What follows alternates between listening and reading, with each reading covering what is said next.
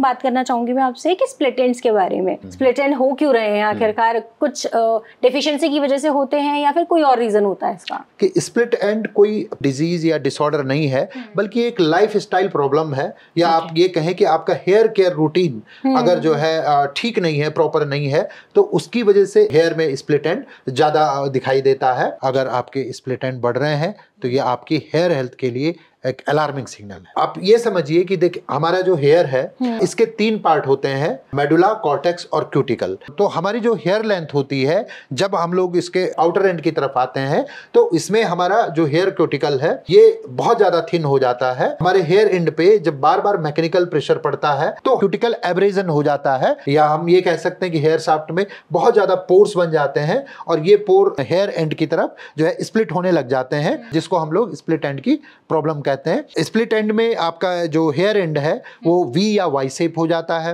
अब इसमें ये देखना है कि ये क्यों हो रहा है। सबसे बड़ा रीजन तो यही है कि अगर आपके बाल बहुत ज्यादा ड्राई, फ्रीजी और फ्रेजाइल हो रहे हैं।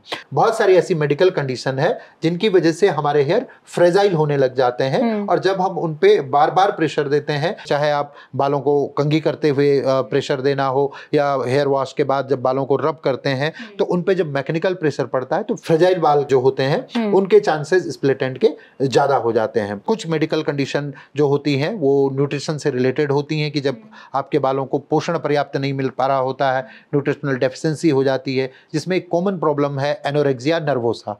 इसमें क्या होता है कि कुछ लोगों में अपने वेट को मेंटेन रखने के लिए वो लोग अपने फूड के साथ, अपनी डाइट के साथ कॉम्प्रोमाइज करते हैं। उनके दिमाग में ये रहता है कि खाने से हमारा वेट ना बढ़ जाए। उसका सबसे बड़ा साइड इफेक्ट ये होता है कि आपकी बॉडी में न्यूट्रिशन की डेफिशिएंसी हो जाती है।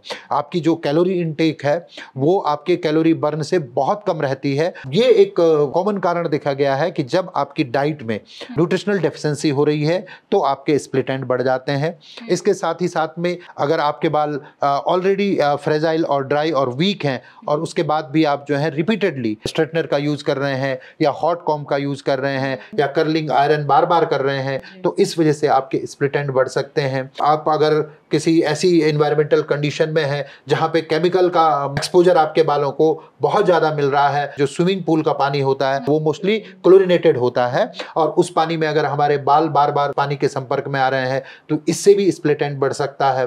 अगर आपकी हेयर स्टाइल ऐसी है जिसमें आप अपने बालों को बहुत ज्यादा टाइटली बांध के रखते हैं, जैसे रेगुलरली पोनीटेल बनाना, या आप ऐसे हेयर बैंड यूज कर रहे हैं उसमें जो है ह्यूमिडिटी बढ़ जा रही है, तो उस वजह से आपके स्प्लिट एंड हो सकते हैं। गीले बालों में कंघी करना ये एक बहुत इंपॉर्टेंट फैक्टर होता है कि जब आपके बाल गीले होते हैं उस समय अगर आप कॉम्ब करते हैं तो उससे भी आपके बालों में स्प्लिट एंड होने का रिस्क बढ़ जाता है। इसके अलावा अगर आप हेयर एक्सटेंशन को बहुत ज्यादा यूज करते हैं या फिर हेयर वेविंग को बहुत ज्यादा यूज करते हैं तो उस मैकेनिकल प्रेशर के कारण आपका स्प्लिट एंड बढ़ सकता है। अगर आपके बाल डिहाइड्रेट हो रहे हैं तो ये आपके बालों के स्प्लिट एंड को बढ़ा सकता है। तो ऐसे बहुत सारे अलग अलग हेयर स्टाइल रूटीन है जो आपके बालों के आउटर लेयर यानी क्यूटिकल को डैमेज कर सकता है, और खास करके एंड पॉइंट पे जो आपके हेयर का एंड पॉइंट है उसमें डैमेज करके वो स्प्लिट एंड को बढ़ा सकता है। सर, फीमेल के बाल लंबे होते हैं उसमें स्प्लिट एंड समझ आ रहा है, लेकिन जो मेल हैं वो मेल्स भी बहुत परेशान रहते हैं कि उनको भी स्प्लिट एंड्स हो रहे हैं, तो मेल्स में होने का क्या रीजन है जबकि हेयर लेंथ है ही नहीं? देखिए, हेयर लेंथ स्प्लिट एंड का एक रीजन हो सकता है, लेकिन जैसे मैंने कहा कि ये मल्टीफैक्टोरियल प्रॉब्लम है। मेल में बाल बहुत लंबे नहीं होते हैं, लेकिन जो मैंने अन्य कारण स्प्लिट एंड के बताए, जब भी जिस कारण से आपके हेयर के एंड पार्ट के क्यूटिकल में एब्रेजन होगा तो वो चाहे मेल हो चाहे फीमेल हो, किसी में भी जो है स्प्लिट एंड की प्रॉब्लम हो सकती है। तो सर, स्प्लिट एंड्स को यानी दो मुंहे बालों को ट्रीट कैसे किया जाएगा? देखिए, अनफॉर्चुनेटली जो बाल आपके स्प्लिट एंड हो गए हैं उनका कोई ट्रीटमेंट नहीं है, क्योंकि वो बाल आपके स्ट्रक्चरली 2 पार्ट में एंड में डिवाइड हो गए हैं।